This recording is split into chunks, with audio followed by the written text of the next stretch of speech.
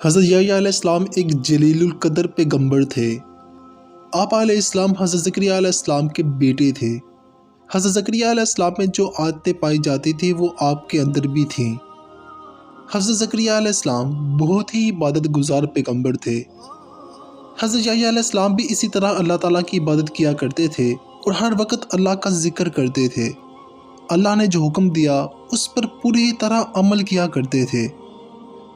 حضرت یحییٰ علیہ السلام کا واقعہ سمجھنے کے لیے حضرت زکریا علیہ السلام کے بارے میں جاننا بہت ضروری ہے۔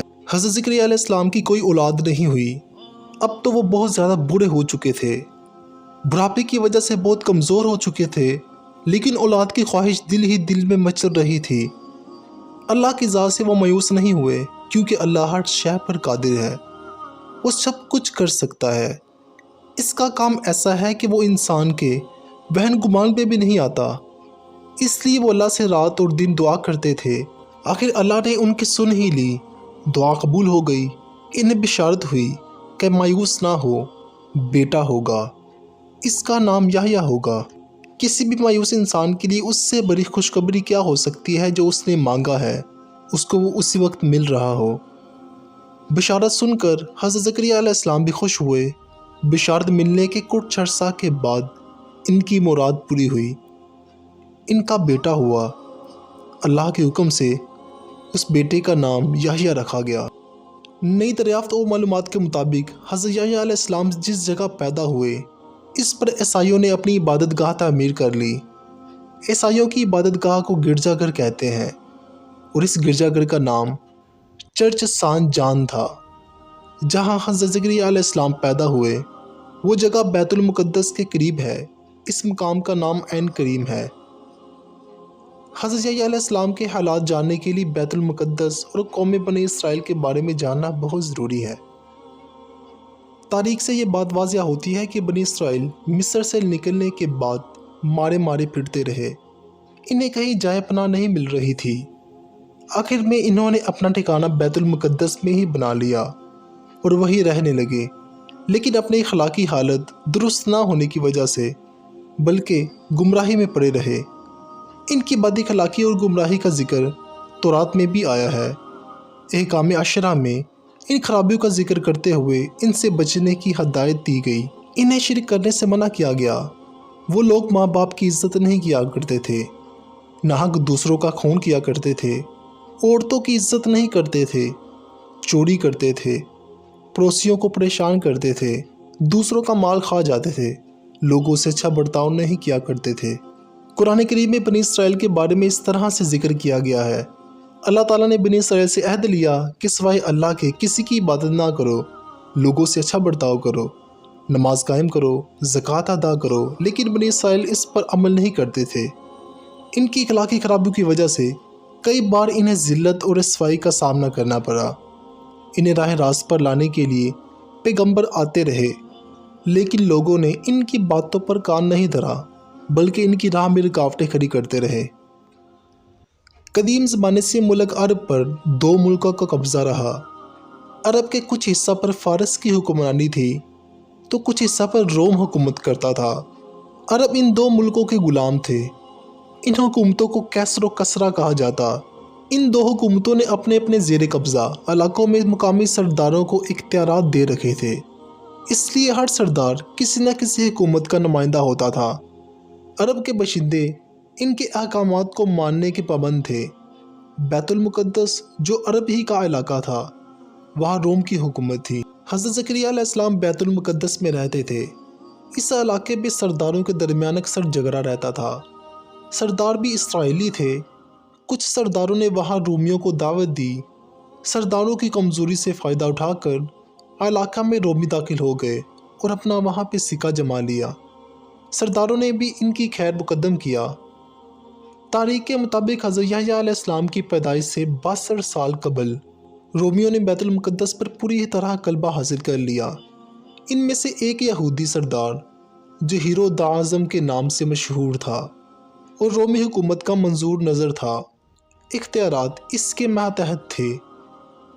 حضرت یحییٰ علیہ السلام کے زمانے میں شام اور فلسطین کا پورا علاقہ قیصر روم کے زیر اثر آ چکا تھا۔ رومیوں کو دیکھا دیکھی یہودیوں نے بھی ان کی بدعتیں اور بے شرمی کا طریقہ اپنا لیا اور گمراہی کے راستے پہ چلنے لگے۔ اللہ تعالیٰ نے حضرت یحییٰ علیہ السلام کو پیغمبر بنا کر اس گمراہ قوم کی طرف بھیجا۔ آپ لوگوں کو تبلیغ کرتے کہ ماں باپ کی عزت کرو، عورتوں سے نرمی کا سلوک کرو، کسی کا حق نہ مارو، لوگوں سے اچھا برتاؤ کرو، کسی پر ظلم نہ کرو، جس کے پاس کھانا ہو وہ بھوکے کو کھانا کھلائے، جس کے پاس 2 کرتے ہوں ان میں سے ایک کرتا ایسے ضرورت مند کو دو جس کے پاس نہ ہو۔ جو لوگ حکومت کی طرف سے ٹیکس وصول کرنے پر مامور ہوتے ان سے کہتے کہ جو مقرر ہے وہی اپنی تنخواہ پر گزارا کرو، اور نماز اور روزے کی بھی تلقین فرماتے۔ آپ علیہ السلام فرماتے کہ اللہ تعالیٰ کے سوا کوئی معبود نہیں، نہ کسی کو اللہ کا شریک ٹھہراؤ۔ اللہ نے تم کو پیدا کیا، وہی تم کو رزق دیتا ہے، تم اس کی بندگی کرو اور اپنے مال میں سے صدقہ نکالو اور زیادہ سے زیادہ اللہ تعالیٰ کا ذکر کرو۔ آپ علیہ السلام اپنے زمانے میں بے حد مشہور تھے۔ آپ کا شمار نامی گرامی لوگوں میں ہوتا تھا۔ لوگ آپ کی بے حد عزت اور احترام کیا کرتے تھے۔ آپ نے کبھی عیش و عشرت کی زندگی بسر نہیں کی۔ آپ علیہ السلام نے اللہ کا ذکر کرنے کے لیے اپنا ٹھکانہ شہر سے دور جنگل میں بنا لیا تھا۔ ساری زندگی اسی سنسان جگہ پر گزار دی۔ لوگوں کو اللہ کا پیغام پہنچانے اور ہدایت کے لیے آبادی کا رخ کرتے، لوگوں کو واعظ و نصیحت کرتے۔ آپ علیہ السلام تورات کے احکامات پر پوری طرح عمل کرتے تھے۔ بنی اسرائیل کو بھی اس پر عمل کرنے کی تلقین کرتے تھے۔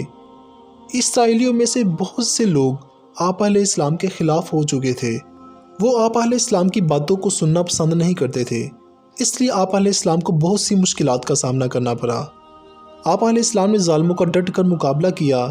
حکومت وقت اور سرداروں کے ظالمانہ رویے سے بھی مایوس ہو چکے تھے۔ ان کے غلط کاموں پر انہیں ٹوکتے تھے اور ساتھ ہی ان کی اصلاح کے لیے بھی کوشش کیا کرتے تھے۔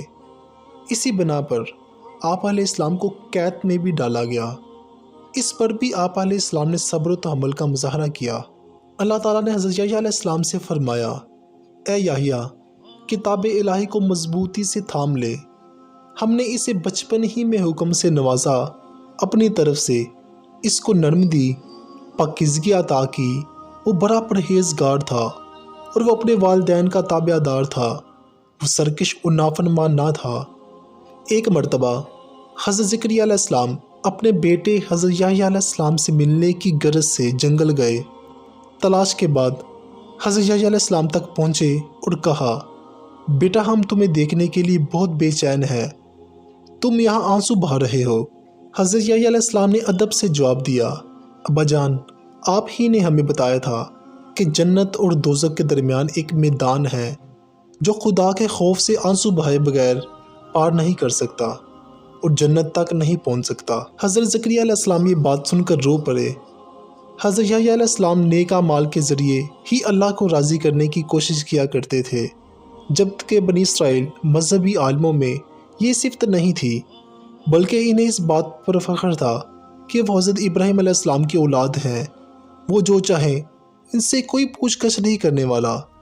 وہ اپنے آپ کو خدا کے چہیتے سمجھتے تھے اور کہا کرتے تھے کہ بہشت تو ان کے لیے خاص کر دی گئی ہے۔ حضرت یحییٰ علیہ السلام کے پاس اسرائیلی عالم آتے تو آپ علیہ السلام انہیں صاف صاف کہہ دیتے کہ تم اس بات پر غرور نہ کرو کہ تم حضرت ابراہیم علیہ السلام کی اولاد میں سے ہو۔ آپ انہیں فرماتے کہ جو درخت اچھا پھل نہیں لاتا وہ کاٹا اور آگ میں ڈالا جاتا ہے۔ حضرت یحییٰ علیہ السلام کی باتیں دل پر اثر کرنے والی ہوتی تھیں، جو سنتا اس کو آرام اور سکون ملتا تھا۔ بنی اسرائیل میں صدیوں سے ایک پرانی رسم چلی آ رہی تھی جسے بشتمہ کہا جاتا تھا۔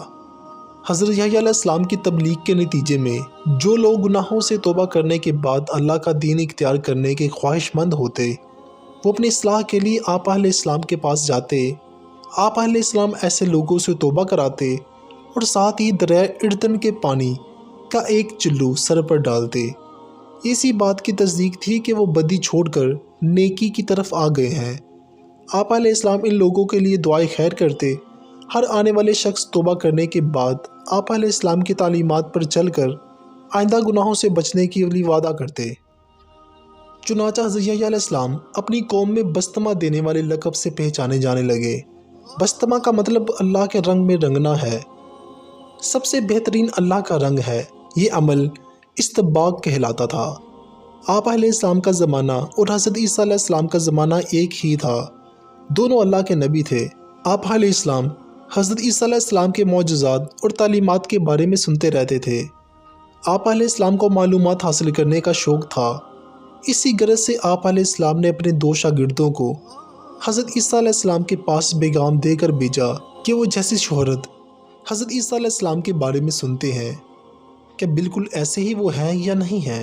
وہ 2 شاگرد حضرت عیسیٰ علیہ السلام کے پاس گئے اور حضرت یحییٰ علیہ السلام کے پیغام سنایا تو حضرت عیسیٰ علیہ السلام نے انہیں نصیحت کی اور دین کی باتیں بتائی اور معجزات بھی دکھائے اور فرمایا کہ جو کچھ تم نے دیکھا وہی جا کر بیان کر دو۔ وہ شاگرد واپس آ گئے اور فرمایا جو اندھے تھے دیکھنے لگ گئے، جو لنگڑے تھے وہ چلنے کے قابل ہو گئے، اور جو مردہ تھے ہم نے ان کو زندہ ہوتے ہوئے دیکھا۔ آپ علیہ السلام نے سن کر فرمایا کہ کمزوروں کی مدد کرنا بھی بہت بڑی نیکی ہے۔ آپ علیہ السلام برائی اور فحاشی سے نفرت کیا کرتے تھے۔ آپ علیہ السلام نے ایک عورت کو بے حیا زندگی گزارنے پر منع کیا تو اس نے آپ کو شہید کروا دیا۔